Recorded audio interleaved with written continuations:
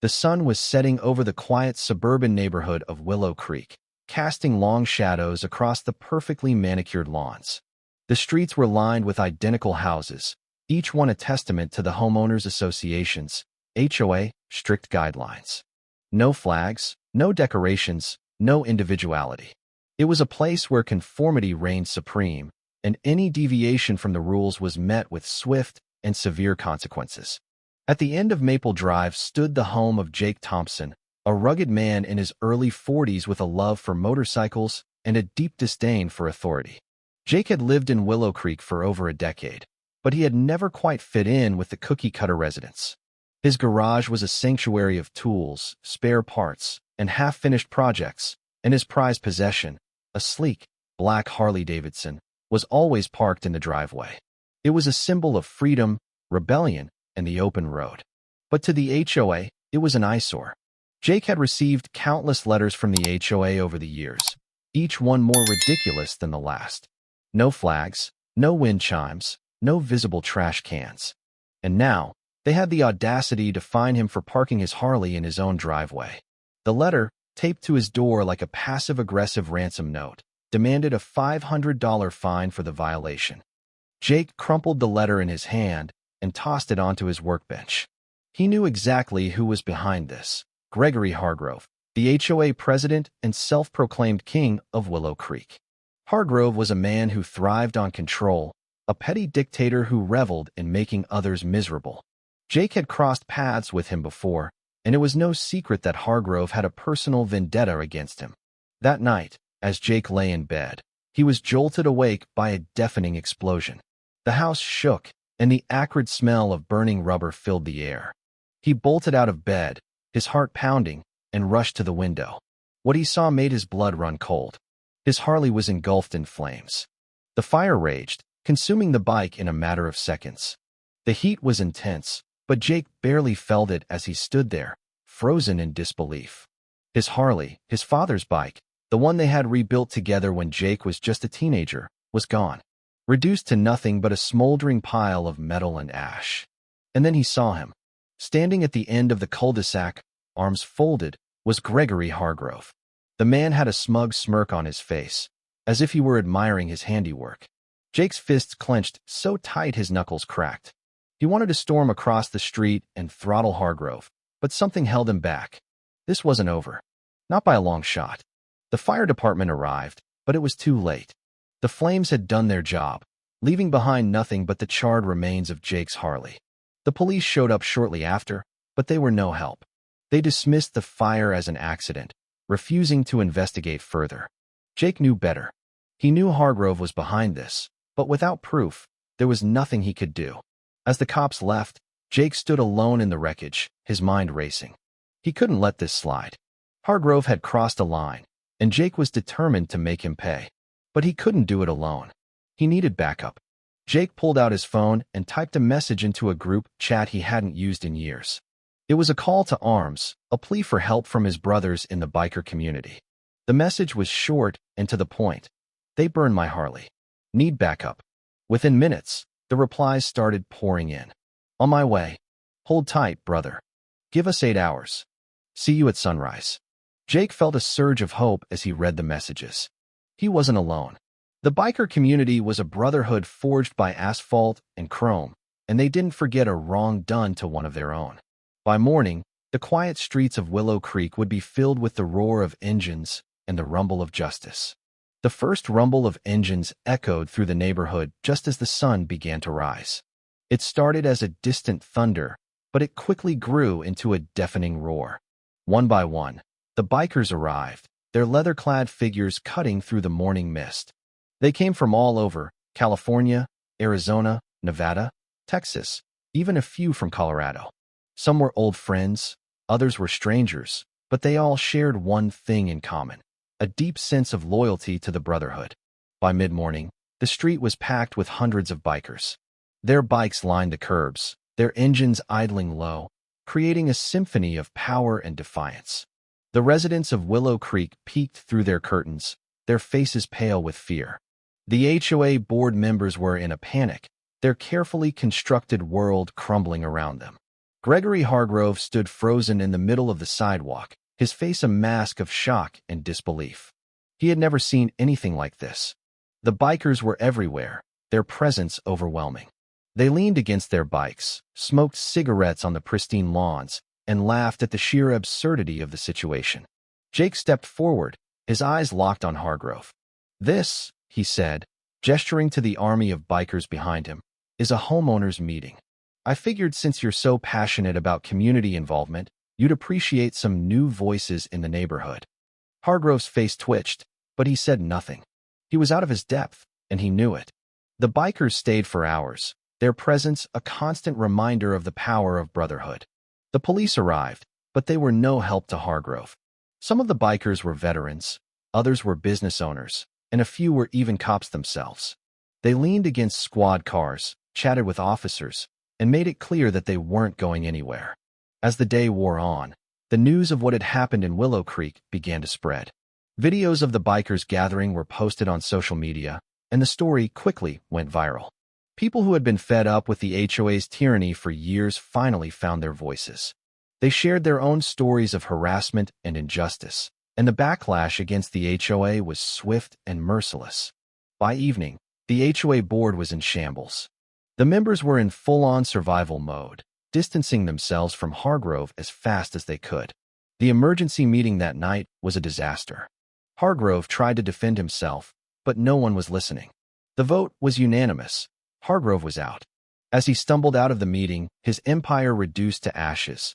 Jake sat back in his chair and smiled.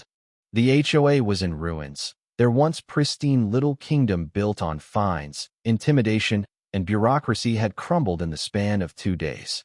The new board was elected within weeks, and they were a hell of a lot more lenient than the last one. The nitpicky fines were slashed, the ridiculous rules erased, and the rule about motorcycles and driveways was never mentioned again.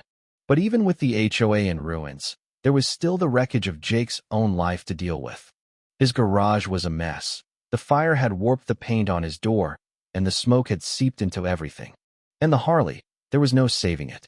Jake had spent hours staring at the blackened skeleton of his bike, trying to accept that it was really gone. But then, just like they always did, his brothers came through. The biker community had seen what happened, and they didn't forget. Within hours, messages started rolling in. Offers of parts, donations, and even a brand new Harley from a local dealership. The bike was custom-etched with flames curling up the sides, a phoenix rising from the ashes. On a cool, crisp Saturday morning, Jake wheeled his brand new Harley out of the garage. The bike was sleek and powerful, the custom-etched flames catching the light like real fire. He swung his leg over the seat, feeling the weight of the moment settle in. Then, with a slow glance over his shoulder, he looked at his brothers, his army. 500 riders lined up behind him, their engines idling low, the sound a deep, rhythmic growl that made the pavement tremble beneath their boots. The morning air was thick with the scent of leather, oil, and something unspoken, justice. Some had come from out of state just to be here. Some had dropped everything the moment they heard what had happened. And some had never even met Jake before. They just knew what it meant when a brother called for help. This wasn't just a ride. This was a reckoning. Jake reached for the throttle and gave it a single sharp twist, a signal. And just like that, the roar began. One engine, then another, then dozens, then hundreds.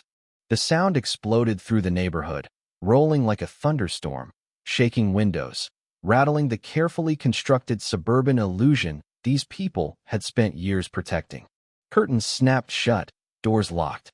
Neighbors who had once gossiped about Jake, the ones who whispered about him being a troublemaker, a nuisance, a problem, now cowered behind their blinds, peeking out at the unstoppable force rumbling past their driveways. The new HOA board members stood silent on their porches, watching, eyes wide. They knew damn well that this was their warning. This is what happens when you push the wrong man too far. And Hargrove? Well, he was gone. Word around town was that he packed up and left in the middle of the night, selling his house for a loss, leaving behind nothing but bad memories and a legacy of failure. Some said he moved out of state. Some said he changed his name. Jake didn't care. Hargrove was nobody now. And Jake? He rode slowly down the street. His street. leading the convoy of 500 strong right through the heart of the neighborhood they had once tried to control. Engines roared, windows shook, and Jake smiled. Because sometimes justice doesn't come in a courtroom. Sometimes it comes on two wheels. In the weeks that followed, the HOA never fully recovered. The damage was done, and no amount of emergency meetings or policy revisions could glue it back together. The homeowners, the same ones who had once grumbled under their breath about the HOA but never dared to fight back, suddenly found their voices. They questioned every fine, pushed back on every ridiculous rule, and the board members, once feared as the enforcers of order, were now glorified paper pushers scrambling to keep what little control they had left. Jake, on the other hand, had found a new sense of purpose. The biker community had rallied around him, and he had become a symbol of resistance against tyranny. He continued to ride, his new Harley a constant reminder of the power of brotherhood and the importance of standing up for what you believe in. And as for Hargrove, he was never seen in Willow Creek again. Some said he moved to a small town in the middle of nowhere. Others said he disappeared entirely. But wherever he was, Jake knew one thing for certain. He would never forget the lesson he had learned. Sometimes, justice doesn't come in a courtroom. Sometimes, it comes on two wheels. The days following the biker gathering in Willow Creek were anything but quiet. The neighborhood, once a bastion of order and conformity, was now a hotbed of tension and change. The HOA, once feared and respected, had been reduced to a shadow of its former self. The new board, elected in the wake of Gregory Hargrove's downfall, was far more lenient, but the scars of the past were still fresh. Jake Thompson, now a local hero, found himself at the center of attention. The media had picked up the story, and Jake's face was everywhere. News outlets, social media, even a few national talk shows. He wasn't comfortable with the spotlight, but he knew it was necessary. The story of what had happened in Willow Creek was a cautionary tale, a reminder that even the most oppressive systems could be brought down when people stood together. But not everyone was happy with the new order. There were still those in the neighborhood who longed for the days of strict rules and enforced conformity. They whispered behind closed doors, plotting and scheming, waiting for the right moment to strike back. It didn't take long for the opposition to make their move. A group of residents, led by a man named Victor Crane, began to organize.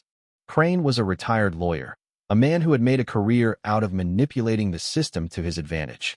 He saw the chaos in Willow Creek as an opportunity, a chance to restore order and reclaim the power that had been lost. Crane's first move was subtle. He started a petition, calling for a special election to replace the new HOA board with a stronger, more effective leadership. The petition gained traction quickly, fueled by fear and uncertainty. Many residents, still reeling from the biker gathering, were eager for a return to normalcy. Jake knew he had to act fast. He couldn't let Crane and his followers undo everything that had been accomplished. But he also knew that he couldn't do it alone. He needed the support of the biker community once again. Jake reached out to his brothers, sending out a new message. The fight isn't over. They're trying to take back control. Need backup. The response was immediate. Bikers from all over the country began to converge on Willow Creek once again. This time, they came not just to intimidate, but to educate. They held meetings, organized rallies, and spread the word about the importance of standing up for their rights. The bikers' presence was a constant reminder of the power of unity. They patrolled the streets, ensuring that no one felt unsafe or threatened. They also worked to build bridges with the residents, showing them that the biker community was not just a force of destruction, but a force for good. The special election was set for a crisp autumn evening. The tension in the air was palpable as residents gathered at the community center to cast their votes. Jake and his brothers were there, their presence a silent but powerful statement. Victor Crane, confident in his ability to manipulate the system, arrived with a smug smile on his face. He had spent weeks campaigning, spreading fear and misinformation, and he was sure that victory was within his grasp. But as the votes were counted, it became clear that Crane had underestimated the resolve of the residents. The new HOA board, led by Jake and a few other like-minded individuals, won by a landslide. The message was clear. The people of Willow Creek were done with fear and oppression. They wanted freedom, and they were willing to fight for it. With the election over, the neighborhood began to heal. The new HOA board worked tirelessly to create a more inclusive and fair community. The ridiculous rules and fines were abolished, and residents were encouraged to express themselves and take pride in their homes. Jake, now a respected leader, continued to ride his Harley through the streets of Willow Creek. The bike, with its custom-etched flames, was a symbol of resilience and hope. It reminded everyone that even in the darkest times, there was always a way to rise from the ashes. The biker community, once seen as outlaws, had become heroes. They had shown that when people stood together, they could overcome any obstacle. And as the sun set over Willow Creek, casting long shadows across the pavement, Jake knew that the fight for freedom was far from over. But he also knew that as long as he had his brothers by his side, they could face anything that came their way. With the HOA's oppressive reign dismantled and a new era of freedom dawning in Willow Creek, life began to settle into a new rhythm. The neighborhood, once a sterile landscape of uniformity, now buzzed with individuality. Houses were painted in bold colors, gardens flourished with wildflowers, and the sound of wind chimes filled the air. Jake Thompson, now a local legend, continued to ride his Harley through the streets, a living reminder of the power of unity and defiance. But beneath the surface, not everyone was content. Victor Crane, the retired lawyer who had tried to seize control during the special election, hadn't disappeared. Defeated but not broken, he had retreated to the shadows, biding his time. Crane was a man who thrived on control, and the chaos of Willow Creek's newfound freedom gnawed at him. He began to quietly gather allies, residents who missed the old order, who longed for the days when rules were strict and life was predictable. Crane's plan was subtle. He didn't want another direct confrontation. Instead, he aimed to undermine the new HOA board from within, using legal loopholes and bureaucratic red tape to erode their authority. He started by filing complaints about noise violations, property lines, and even the biker gatherings that had become a regular occurrence in the neighborhood. His goal was to chip away at the community's newfound unity, to sow seeds of doubt and division. The first sign of trouble came when Jake received a notice from the city. A complaint had been filed against him, claiming that his Harley was a public nuisance. The letter demanded that he limit the hours he rode his bike or face fines. Jake knew immediately who was behind it. Crane was playing the long game, using the system to his advantage. Jake wasn't alone. Other residents began receiving similar notices, fines for overgrown lawns, citations for unauthorized home improvements, even warnings about the volume of their wind chimes. The new HOA board, still finding its footing, was overwhelmed. Crane's strategy was working. The neighborhood, once united, began to fracture. Arguments broke out at community meetings, and whispers of discontent spread like wildfire. Jake knew he had to act. He couldn't let Crane undo everything they had fought for. But this wasn't a battle that could be won with brute force or intimidation. Crane was a master manipulator, and Jake needed a different approach. Jake reached out to his brothers once again, but this time, the call was different. He didn't need an army of bikers to descend on Willow Creek. Instead, he needed their expertise, their connections, and their collective wisdom. The biker community was vast and diverse, and among its ranks were lawyers, journalists, and even a few former politicians. Jake knew that if anyone could outmaneuver Crane, it was them. The response was immediate. Within days, a small but formidable team arrived in Willow Creek. They set up shop in Jake's garage, transforming it into a war room. Maps of the neighborhood were pinned to the walls, and stacks of legal documents covered the workbench. The bikers worked tirelessly, poring over every detail of Crane's complaints, searching for weaknesses in his strategy. Meanwhile, Jake took to the streets, rallying the residents. He reminded them of what they had accomplished together, of the freedom they had fought so hard to win. He urged them not to let Crane's tactics divide them. Slowly but surely, the community began to regain its sense of unity. The bikers' efforts paid off. They discovered that many of Crane's complaints were baseless, filed under false pretenses, or exaggerated to provoke a reaction.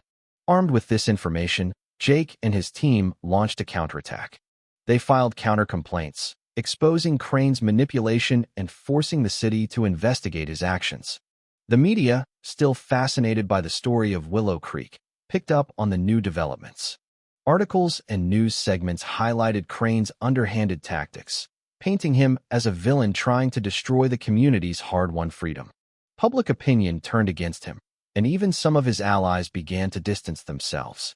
Crane, realizing he was losing ground, grew desperate. He tried to rally his remaining supporters, but his efforts were half-hearted. The tide had turned, and he knew it. The final blow came during a community meeting. Jake, flanked by his biker brothers and a crowd of supportive residents, confronted Crane directly. He presented the evidence of Crane's manipulation, laying bare his attempts to undermine the neighborhood. The room erupted in applause as Crane, defeated and humiliated, slunk out of the meeting. With Crane's influence shattered, the neighborhood began to heal once again.